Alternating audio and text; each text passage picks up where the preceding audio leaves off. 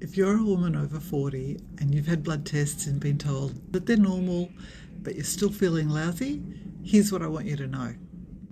There's a heap of information we can get from your tests beyond whether they're normal or abnormal. Often my clients have been told, your tests are normal, just carry on, but they love it when I take them through their pathology and explain some of the nuances of the testing that we can get if we take the time to look at them in a little bit more detail.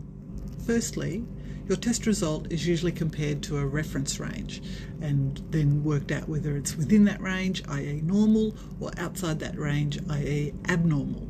But does that really reflect optimal health? So the reference range is calculated based on the average of a bunch of people who've been through the lab and had that test done.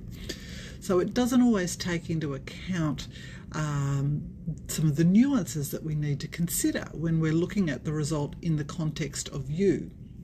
For example, things like your age, your weight, even your diet can influence what we would expect to see from your blood results, and we need to think about that when we're looking at the result that we're getting.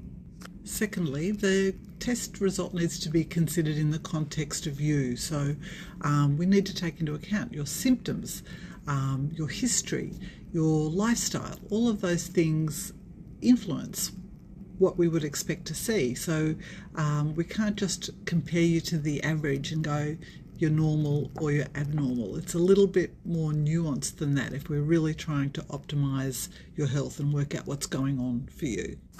Thirdly, we have to remember that your test is really only capturing a moment in time. So factors like hydration, what exercise you've done in the previous day or two leading up to it, how you slept the night before, all of those sorts of things can also influence the result that we're going to get. And if we're not taking that into account, then we're missing the opportunity to really understand what the blood test is telling us. And finally, and maybe the most important thing, is we really only get answers to the questions that we ask. So if we're not asking the right questions, we're not necessarily going to get the answers that we seek. So while the results that you have might be normal, perhaps there are other things that need to be tested that would help to fill out the picture and tell us a little bit more about what's going on for you.